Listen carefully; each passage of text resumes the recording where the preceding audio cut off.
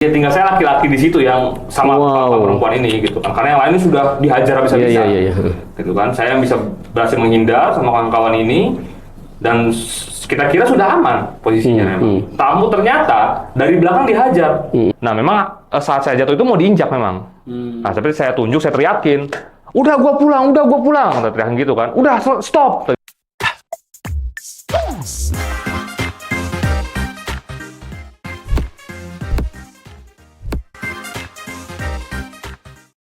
Assalamualaikum warahmatullahi wabarakatuh. Ketemu lagi dengan saya Kozin Amillah di podcast Pejuang, podcastnya para pejuang. Pejuang apa saja? Pejuang politik, demokrasi, ekonomi, pejuang cuan, pejuang cinta, pejuang lingkungan. Dan kali ini kita kedatangan salah satu demonstran yang kemarin turun, mahasiswa UI, dan bahkan kemarin turun untuk menolak RUU TNI, ya, menolak difungsi TNI. Dan dia datang dari kampus UI, panggilannya Difar. Nah, Difar, nama lengkap siapa, Difar? Nama lengkap saya Difar Akbar Erlangga. Difar Akbar Erlangga. Difar ini mahasiswa di Fakultas Fakultas Ilmu Sosial dan Politik, FISIP. Memang sebetulnya alumni ya, cuman sekarang masih aktif memang di kampus. Organize teman-teman. Ya, betul. Dan kamu kemarin malah jadi korban kabarnya. Betul, iya. Saya memang posisinya itu di saat itu memang kita kan untuk peaceful assembly ya, as in memang hak kita ya sebagai warga negara untuk melaksanakan demonstrasi, menyampaikan pendapat kepada negara gitu kan, bagaimana concern kita, gimana aspirasi kita gitu kan, memang peaceful gitu, dengan niat peaceful, tidak dengan niat yang sama sekali merusuh, chaos, whatever it is gitu. Nah tapi memang yang saya notice ya, sedari awal saya terlibat di hari itu ya, bawa selebaran, bawa bendera, segala macam, bawa kawan-kawan dari UI juga. Yang saya notice itu adalah memang ya aparat ini tuh jauh lebih sebetulnya disebut apa ya? Jauh lebih agresif, lebih brutal. Emang lebih brutal, iya betul. Sangat brutal dibandingkan ya saya hampir 10 tahun jadi aktivis ya. Itu jauh lebih brutal dari biasanya gitu. Dan memang kecurigaan kami adalah bahwa aparatnya itu memang tidak berniat gitu untuk menjaga jalannya aksi ini dengan baik gitu ya. Iya. Jadi zaman makin maju bukannya makin soft, tapi makin brutal cara penanganan demonstran ya. Makin brutal. Eskalasinya itu terlihat dari aksi misalnya awal itu kan RUU KPK, misalnya KUHP, Omnibus Law sampai ke sini meningkat sudah tingkat brutalannya itu, gitu ya. Dan posisi saya itu saat itu memang kita sedang mundur, karena diminta memang sudah dihajar overcanan, dihajar pentungan segala macam, kita mundur semua. Posisi waktu itu kamu di mana? Waktu kena pukul atau? Jadi saya ini kan sebetulnya saya dari FMN kan, Fakultas Nasional, juga majunya itu kan bersama kawan-kawan Serikat Pemuda Indonesia ya, Seruni. Posisi saya itu saya sedang sama kawan Seruni ini mundur. Kemudian kawan perempuan ini mundur ke arah Spark memang. Spark di GPK itu kan. Dengan posisi ya tinggal saya laki-laki di situ yang sama perempuan ini gitu kan. Karena yang lain sudah dihajar habis-habisan. Gitu kan. Saya bisa berhasil menghindar sama kawan-kawan ini dan kita kira sudah aman posisinya memang. Tamu ternyata dari belakang dihajar. Mas Kozin, dihajar dari belakang dengan pentungan. Oh, jadi malah dari belakang ya, jadi teman-teman nggak sadar ya maksudnya. Nggak sadar sekali. Kita kan yang nggak tahu adalah kita dilempari batu, dilempari botol isi kencing, entah apapun dilempari. Nah dengan kita cover kepala, nah kita kan nggak tahu di belakang itu ada apa, karena kita sedang kabur posisinya. Nah baru saya sadar di belakang itu ada sekitar mungkin 2-3 orang, bahkan mungkin 4 orang polisi ya. 2-4 orang polisi di belakang sudah mau menghajar kawan saya perempuan ini, gitu ya. Kawan saya ini yang mau dihajar, yang secara fisik jelas half their size lah, gitu loh. Ya saya akhirnya yang badannya gede sendiri ya. Iya, lu paling laki-laki gitu. Ada perasaan bikin melindungi yang cewek-cewek juga. Iya, saya juga maksudnya sebagai badan paling gede yang ya istilah physically oke lah gitu. Karena belum kena apapun sama sekali ya sudah. Posisinya saya begini dan tetap dihajar dari belakang. Di antara cewek-cewek ada yang kena juga nggak? Memang ada yang kena. Akhirnya ada yang kena juga karena saya sampai jatuh tersungkur dan sebelah saya juga jatuh tersungkur gitu. Jatuh tersungkur, termasuk teman saya yang pimpinan Seruni ini kan, pimpinan nasional ini hampir tersungkur juga. Nah, memang saat saya jatuh itu mau diinjak memang. Nah, tapi saya tunjuk, saya teriakin, udah gua pulang, kata teriakin gitu kan. Udah stop, ini perempuan semua, ini cewek, gitu kan. Saya teriakin gitu akhirnya. Dan akhirnya berhenti memang. Setelah baru saya teriakin itu, saya udah dipukuli kayak gitu. Dan memang belum sadar ada luka-luka karena adrenalin pasti kan naik. Terus saya berdiri. Bisa bagian-bagian mana? Di sebelah sini sih. Di sini ada. Iya, ini bekas cukuran nih. Iya, dijahit. Bisa ditunjukkan mungkin ya. Iya. Nanti ya di. Nanti juga bisa saya ada foto-fotonya juga soalnya ada foto-foto dan bahkan ada video ketika saya dibersihin lukanya. Jadi saya berdiri, saya dituntun sama teman-teman saya ini.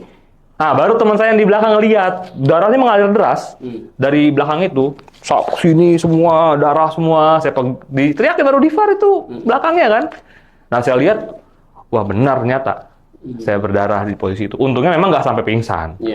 Meski ya menderita pertama jahitan di kepala, terus juga pukulan. Di sini kan masih memar. Dan memar itu bentuknya bentuk tongkat, bentuk baton, memanjang gitu loh. Tapi di ini bahaya dari sini, otak ini. Iya, itu dia. Makanya saya langsung dilarikan ke Rumah Sakit Jakarta memang kan. Untung alhamdulillah kan ditemani sama kawan-kawan yang dari Gojek memang yang akhirnya volunteer untuk membantu gitu kan. Oh, jadi Gojek pun ikut bantu. Akhirnya, Mas, ayo Mas, saya antar udah. Saya diantar akhirnya ke Rumah Sakit Jakarta kan. Nah, baru di sana saya minta dokternya untuk periksa, untuk bantu bersihkan. Saya tanya lah, ini prognosisnya seperti apa? Nah, memang karena saya nggak ada fotofobia kan di Sinari nggak menghindar, terus masih sadar, masih sangat lucid ya. Dan hanya sempoyongan dan sedikit mual gitu. Jadi mungkin dibilang, oh ya ini sih kayak concussion ringan kemungkinan, gegar otak ringan. Dan alhamdulillahnya agak mual. Sampai sekarang masih agak mual sebetulnya. Masih agak mual sampai sekarang, masih agak, kadang kalau malam itu masih agak puyeng, cuman ya so far sih masih bisa kerja. Waduh, super, saya jadi merasa kamu cap bila-bilain ke sini. Sebenarnya belum punya betul ini ya. Iya. Luar biasa ya. Dan separah-parah kamu juga masih lebih beruntung karena saya dengar ada yang sampai namanya harus dipasang pen di mukanya. Mukanya pecah. Dipasang pen itu.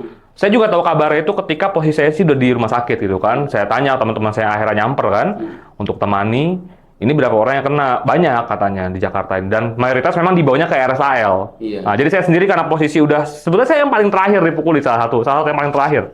Makanya saya bingung Gojeknya ini karena memang nggak paham ini harus dibawa kemana di Rumah Sakit Jakarta kan. Sedangkan mayoritas korban itu di RSAL, RS Tarakan sama beberapa rumah sakit lain. Dan gitu. kamu di RS Jakarta yang di dekat. Karena kamu termasuk yang terakhir. Jam berapa itu kira-kira? Sekitar mungkin jam 9 ya seingat saya. Sekitar jam setengah 9 lah mungkin bahkan. Saya udah sangat blurry memang. Udah sangat blurry. Waktu time and space itu memang sangat blurry. Saya pernah dengar ada yang sampai harus dijahit patah itu. Dan harus operasi, kalau operasi 60 juta apa berapa? Iya, betul. Saya dengar di teman-teman humanis, karena mereka fundraising kan? Iya, 60 juta. Dan saya juga tahu deh kawan-kawan dari kampus Jentera yang memang menjenguk saya tuh bilang, iya nih, sampai 60 juta.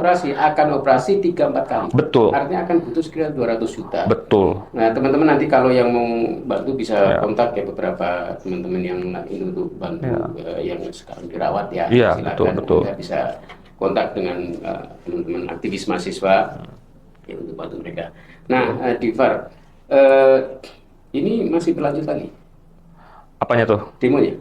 Demo ini sebetulnya ya masih berlanjut, terutama di daerah-daerah ya. Karena kan kita lihat di Malang dengan represi yang gila-gilaan, di Surabaya, setahu saya di Medan juga. Jadi hampir semua kota besar di Indonesia sebetulnya itu sedang fire up gitu ya. Sedang fire up posisinya. Karena ini menggambarkan bagaimana di tengah Prabowo baru naik ini dia udah menghadapi krisis memang. Krisis yang memburuk. Bagi orang awam, pertanyaan sederhana. Kan udah diketok. Ya, undang-undang, sudah jadi undang-undang. Udah nggak bisa diubah lagi. Tapi kenapa teman-teman masih demo? Karena pada akhirnya resistance itu nggak bisa berakhir. Karena to resist is to exist. Gitu kan.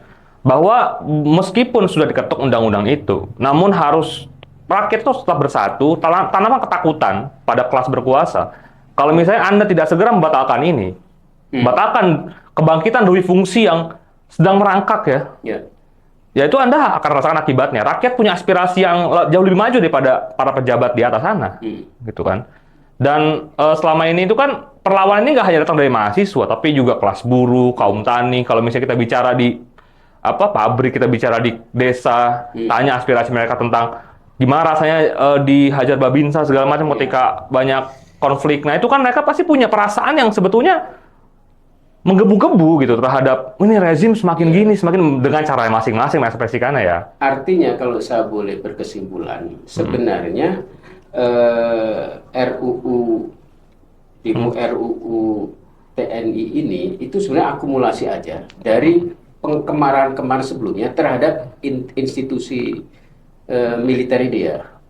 Selain militer, institusi negara secara sepenuhnya Negara sebetulnya. secara umum ya? Secara umum, karena dengan rezim bahkan, iya, karena kan pada akhirnya kalau kita ya di gerakan Demokrasi Nasional ya, dari kawan-kawan FMN, kawan-kawan Seruni, kawan-kawan Front Perjuangan Rakyat, kita memandangnya bahwa ini Prabowo ini hanya kelanjutan dari Jokowi saja, gitu loh. Dan sepanjang berlanjut suksesi presiden, mereka membawa krisis yang semakin memburuk. Karena dia kan bergantung sekali pada krisis global kan. Kita lihat dunia internasional sedang bergejolak, perang di mana-mana, demonstrasi di mana-mana. Turki mungkin yang paling itu ya. Bahkan Myanmar sedang perang sipil segala macam. Filipina juga sedang ada konflik besar-besaran, demonstrasi di mana-mana. Indonesia itu termasuk. Indonesia kan tidak hidup dalam vakum. Yang kau maksud krisis ekonomi atau krisis? Ekonomi sebetulnya. Ekonomi sebagai determinan kan. Dia determinan, mendeterminasi banyak aspek gitu kan. Dengan akumulasi kapital ya yang semakin kuat di negara-negara macam Amerika Serikat, Tiongkok, di negara-negara Uni Eropa, kita semakin miskin. Di Global South kita semakin miskin. Maka semakin krisis, maka rakyat semakin marah. Makanya bangkit dalam uprising di mana-mana gitu. Indikasinya apa kita sedang mengalami krisis ekonomi? Ini suasana menjelang Lebaran harusnya lebih terasa dong. Apa indikasi-indikasi? Jelas kenaikan harga itu paling clear. Kalau misalnya ekonomi ya kenaikan harga, terus terjadi banyak PHK di mana-mana gitu kan. Apalagi kan setelah Omnibus Law itu kan kita nggak bisa nyebut PHK kalau misalnya secara legal, itu sebutnya pengakhiran kontrak. Cuma PHK bagi kami gitu. Karena saya beberapa kali ke pabrik juga kan banyak sekarang yang per bulan kontraknya kan. Nah, jadi ketika Lebaran menghindari bayar THR karena itu ya putus kontrak, nggak diperpanjang. Supaya nggak bayar THR. Betul. Dan itu kan bagian dari krisis ekonomi menggambarkan bahwa pabrik saja, pemilik kapital saja sudah tidak mampu untuk membayar hak dari pekerjaannya. Ya, artinya gitu kan. mereka sudah tidak ada pemasukan juga ya? Betul. Betul. Dan mereka juga tidak mau mengorbankan apa yang sudah mereka punya kan. Iya. Karena kepentingannya begitu. Dan krisis ekonomi ini kemarin indeks harga saham jatuh itu salah satunya. IHSG jatuh itu juga salah satunya. Gitu. Itu gambaran bahwa Indonesia sebagai negara setengah jajahan setengah feodal. Bagi kami itu kan Indonesia tesisnya adalah negara setengah jajahan setengah feodal atau semi kolonial semi feudal bahasa Inggris saya. Dia negara yang istilah bergantung pada ekonomi yang ekstraktif dan agrarian. Maka dia tidak punya banyak pertambahan nilai dalam perdagangannya, begitu kan. Nah, kalau pertambahan nilai ini, karena nggak ada pertambahan nilai ini, dan maka juga salah satunya juga nggak ada self-sufficiency, maka bergantung pada istilahnya harga internasional, terutama kan kita ekspor sawit, kita ekspor kopi, kita ekspor banyak bahan mentah, gitu kan. Itu bergantung pada pasar internasional. Dan juga kita nggak bisa memenuhi kebutuhan internal atau nasional karena nggak bisa memproses barang mentah jadi barang jadi. Maka berakhir pasti ketika harga pasar di internasional anjlok, kita juga hancur di sini. Kita juga hancur, pasti hancur. Jadi habis-habisan. Penurunan harga saham kemarin itu menjadi indikator yang signifikan ya? Sangat signifikan. Artinya dunia internasional juga tidak yakin ya? Sama sekali tidak yakin. Dia tidak yakin dengan dirinya sendiri, dia tidak yakin pada Indonesia ya, jelas. Karena gua aja negara maju krisis parah, apalagi lu nih sebagai negara berkembang, sebagai negara istilahnya third world nih, gitu loh. Memang bukan failed state ya, belum, tapi sedang menuju itu. Karena krisis semakin parah, dan itulah yang menurutku ya, itu yang menjadi basis salah satunya RUU TNI diketuk. Karena pada akhirnya negara harus menjaga asetnya, negara harus menjaga kepentingannya, dia harus terus meraup sebanyak-banyaknya sumber daya untuk diekspor dan lain-lain. Makanya dia harus mengetuk itu. Salah satu alasan kenapa segera harus ketuk palu RUU TNI supaya TNI bisa menjadi dalam bentuk anjing penjaga. Betul. Untuk ekstraksi sumber daya alam dan sumber daya manusia yang melimpah memang. Tapi kenapa? Harusnya kan mereka harus mikir kalau hanya ngandalin ekstraksi begitu, rakyat nggak makan, ya hancur juga ekonomi sebenarnya. Memang. Makanya itulah kenapa bagi kami ini ekonomi ini sangat nggak rasional. Iya. Namun, karena Indonesia itu negara yang bergantung pada istilahnya kapital dan hutang, investasi dan hutang asing, gitu ya. Maka ya rezim menikmati itu dan tidak punya pilihan, tidak punya istilahnya apa ya, tidak punya keinginan juga untuk mengembangkan industri nasional misalnya. Karena pada akhirnya kan mahal investment itu. Mahal investment itu, kita harus invest ke mesin, kita harus invest ke istilahnya R&D dan lain-lainnya. Sedangkan kan udah enak lah kita dapat dari ekstraksi. Misalnya kayak waktu dulu Opung bilang, misalnya Opung Luhut, udah ini udah triliunan kita untung dari apa namanya nikel itu. Ya, dari nikel itu sudah hilirisasi segala macam. Meskipun akhirnya cuma jadi garpu doang, atau dari 100% itu kan cuma 70% cuma 30% yang jadi bahan basis baterai itu 30% doang. Sisanya kan jadi garpu, jadi entahlah jadi apa yang valuasi rendah gitu ya. Dan itu mereka sudah menikmati itu, gitu ya. Dan akhirnya mereka kan bodoh amat dengan orang-orang yang akhirnya bekerja di tambang, bekerja di perkebunan sawit, bekerja di pabrik-pabrik bahan kimia, bekerja di pabrik makanan minuman, yang di Sritex segala macam itu kan mana peduli gitu kan. Nah, saya ingin kembali ke tadi substansi atau poin-poin di RUU yang ya memang sudah disahkan dan publik juga udah tahu beberapa substansinya. Tetapi sebenarnya penekanan teman-teman waktu itu yang sampai sekarang masih mengecewakan itu di poin-poin yang mana aja? Sebetulnya pertama itu soal kembalinya forum koordinasi pimpinan daerah. Oke. Itu menurut kami yang paling salah satu tanda clear ya. Penekanan adanya dewi fungsi TNI. Oke, meskipun misalnya kolonel, para perwira tinggi ini belum jadi belum jadi pimpinan daerah. Namun kan mereka sebetulnya punya pengaruh yang sangat kuat. Karena kan sampai hari ini komando teritorial tetap bertahan. Tapi bukannya ini kan Forkominda bukan ya? Forkominda. Iya, Forkominda itu ya. Sebelumnya sudah ada bukan? Sudah ada, tapi di sini TNI masuk sebagai dan diperkuat posisinya. Gitu kan, di posisinya dan ini dia akan mempengaruhi si kepala daerah ya? Iya, secara kebijakan itu sangat istilahnya kuat nanti pengaruhnya. Karena RUU TNI ini kan nanti juga akan menaruh banyak para perwira segala macam itu kan dalam posisi-posisi strategis sipil gitu. Itu satu hal. Tapi hal-hal lain kan saya tuh waktu teman-teman demo awal itu rame yang dobrak itu ya, dobrak di hotel itu. Lalu kemudian kan terjadi proses dialektika sehingga ada perubahan penghapusan ayat ya, pasal itu ya, yang intinya yang dulunya presiden bisa menunjuk TNI untuk posisi apapun asal sesuai dengan kemauan presiden itu dihapuskan. Itu bagi saya sudah merasa ya itu sudah kemenangan mahasiswa nih, gitu, dan itu hanya dihapus gitu ya. Tapi kenapa mahasiswa kok masih lanjut begitu? Kan sudah dihapus gitu ya. Ya karena kemenangan ada bahaya lanjutan setelah ini gitu ya. Jelas pasti ada bahaya lanjutan karena kemenangan kecil itu kan tetap kemenangan kecil ya. Itu tetap small victory is still victory. Tapi kan pada akhirnya yang kita menangkan baru battle-nya. The war is not over gitu loh. What is the real war? You won the battle, but not the war. Exactly. What is the war? The real war ya. Atau masih ada battle lagi nggak yang harus kalian? Ya, pertama the real war as the whole itu menurutku memang pada akhirnya the war yang memang negara sedang wage terhadap kita, terhadap rakyat. Dengan banyak skema-skema hutang, skema-skema investasi asing, skema-skema ketergantungan, militerisasi, pemberangusan pemurusan kebebasan sipil, terorisme negara dan lain-lainnya. Itu kan kita sedang defensif sebetulnya nih saat ini. Melawan perang yang dilaksanakan negara terhadap kita. Gitu.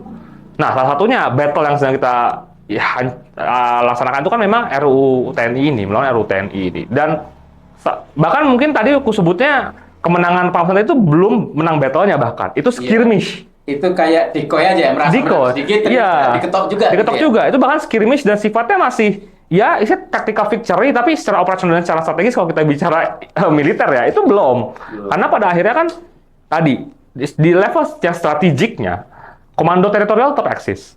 Itu kan salah satu aspek yang sangat ditarget oleh banyak aktivis 98 waktu itu.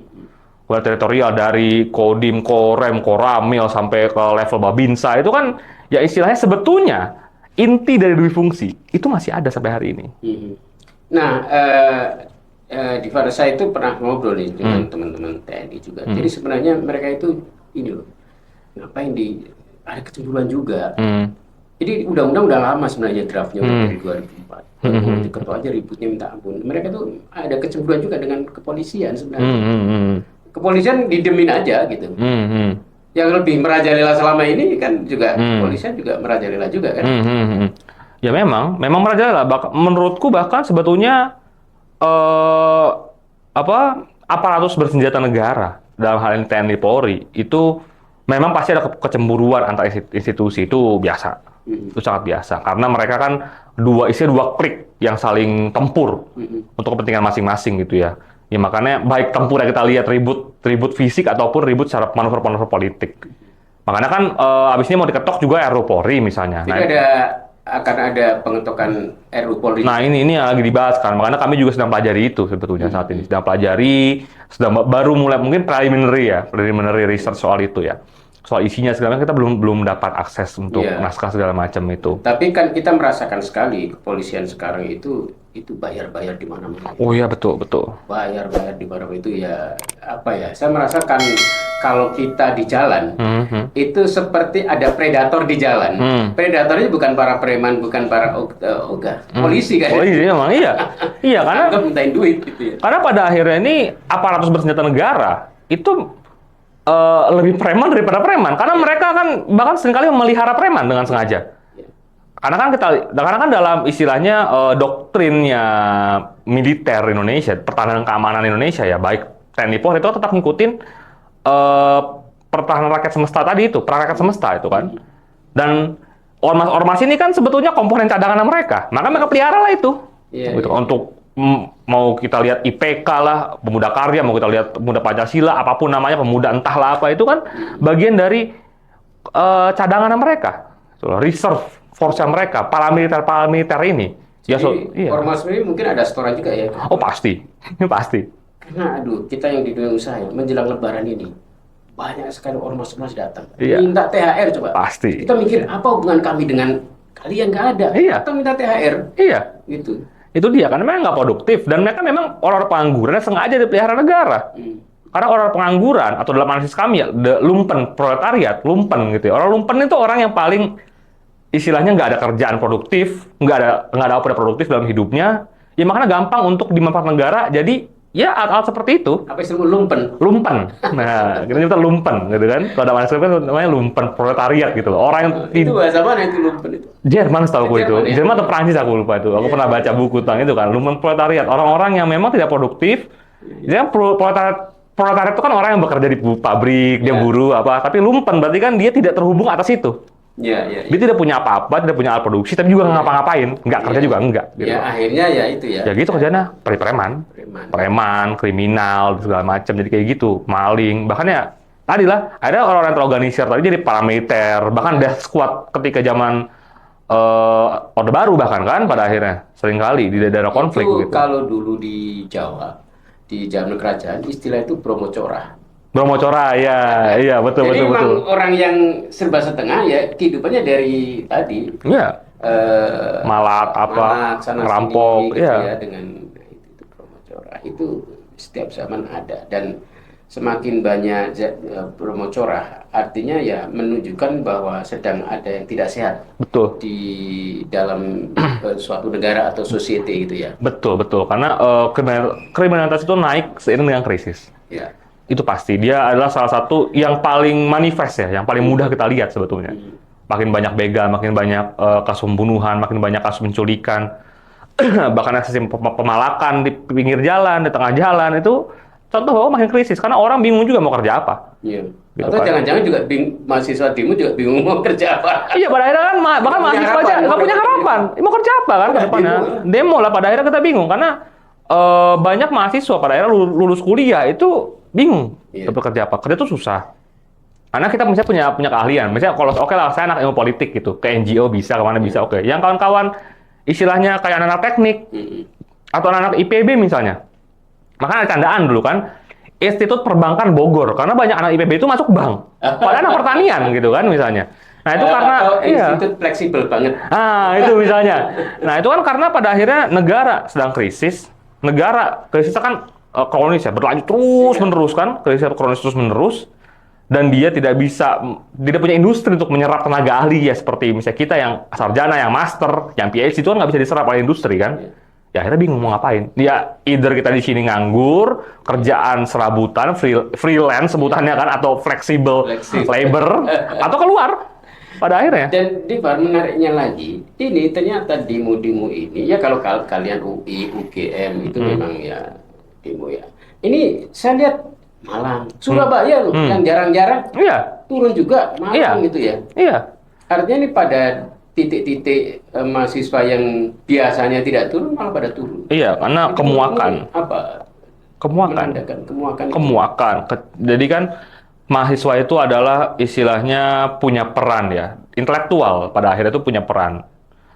Intelektual muda itu punya peran yang penting dalam sebuah negara. Dia itu adalah istilahnya kaum yang terdidik, kaum yang punya teori, ya, kaum yang belajar di kampus. Nah, maka ada salah satu kaum yang pertama sebetulnya tuh bingung ini kenapa? Karena mereka punya teori, tapi dalam mereka lihat situasi itu nggak sesuai dengan apa yang mereka pelajari. Apa juga good governance? Misalnya, apa itu misalnya check and balances, misalnya kalau kita anak politik. Tapi kan nggak terjadi itu dalam realita. Maka ada bingung, gitu loh. Nah, problemnya adalah ketika mahasiswa-mahasiswa ini berdemo, turun ke jalan, tapi hanya mereka yang turun. Mereka tidak bersatu dengan kelas buruh dan kaum tani, itu yang jadi problem. Kalau sekarang situasinya menurutmu masih agak terpisah, belum bersatu. Karena bersatu saat demo itu biasa. Tapi yang menurut kami itu penting adalah bersatu secara strategis itu yang penting. Karena apa? Mahasiswa itu baru ilmunya berguna ketika dia bisa membantu menjawab masalahnya kelas buruh dan kaum tani. Bantu itu. Sebenarnya kita belajar dari mereka juga gitu kan. Karena kan kita mahasiswa di kampus mana tahu kita cara kerja mereka, gimana mereka hidup nggak tahu. Gimana cara bertani mana kita tahu gitu kan. Pun anak pertanian pun kadang nggak tahu gimana cara kaum tani bertani gitu kan.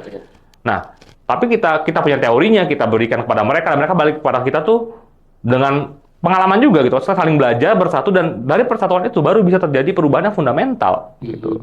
Makanya kita lihat dalam gerakan-gerakan perubahan di dunia, banyak sejarah ya, history, itu selalu kan persatuan antara tadi, buruh, tani, dan intelektual. Mahasiswa ini. Mahasiswa. Oke, menarik sekali. Jadi, teman-teman, sebelum saya lanjutkan ya, jangan lupa nanti subscribe di Podcast Pejuang. Ya, karena rugi kalau nggak subscribe ya. Sekarang kamu merasa sebenarnya situasinya belum terlalu matang karena baru relatively intelektualnya nih. Iya, betul. Dua unsur yang lain, buruh, petani belum. Gimana kalian strateginya untuk ngajak yang dua ini nanti bergabung? Sebetulnya yang paling penting itu menurutku adalah kelas buruh kaum tani ini sebetulnya sudah punya keinginan untuk maju, keinginan untuk turun sebetulnya. Tapi pada akhirnya yang jadi menurutku yang harus dibuang dari mahasiswa itu adalah bahwa mikirnya kalau mereka tuh sekedar harus turun demo saja kelas buruh kaum tani ini. Enggak. Mahasiswa itu juga membantu pembangunan serikat buruh di pabrik gitu kan.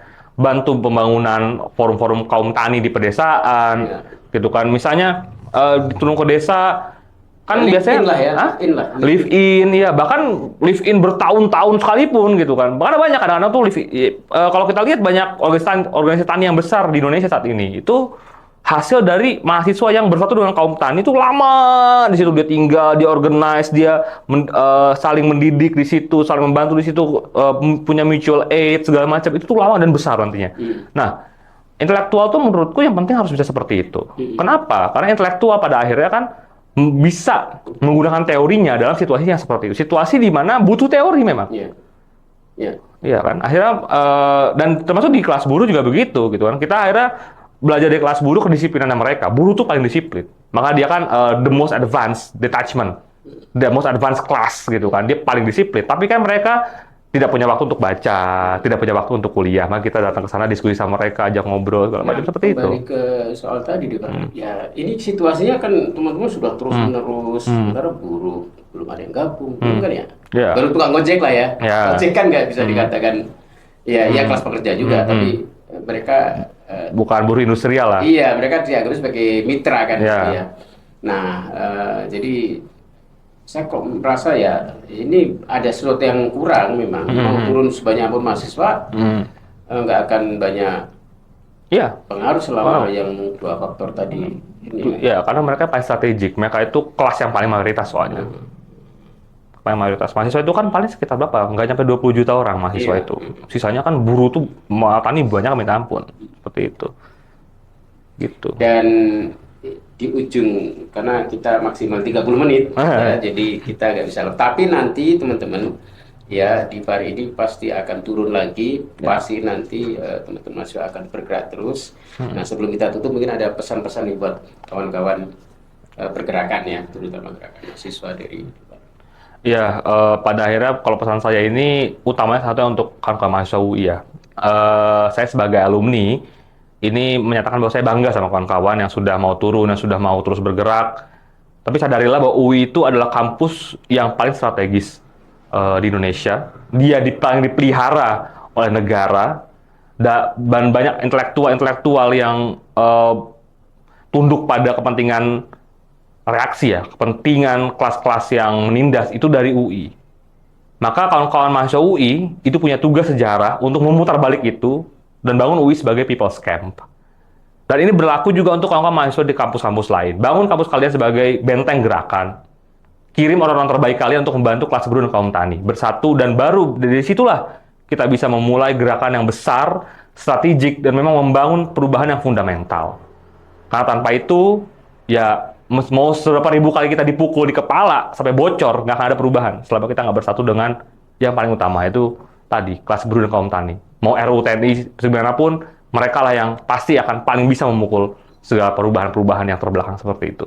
Itu sih menurut saya. Dan akhirnya kita sudah sampai di penghujung podcast kita kali ini bersama Dipar, mahasiswa UI, demonstran yang kemarin juga menjadi korban dari kekerasan yang dilakukan oleh aparatus negara. Kita akhiri podcast kali ini. Pejuang bukan? Hadapi!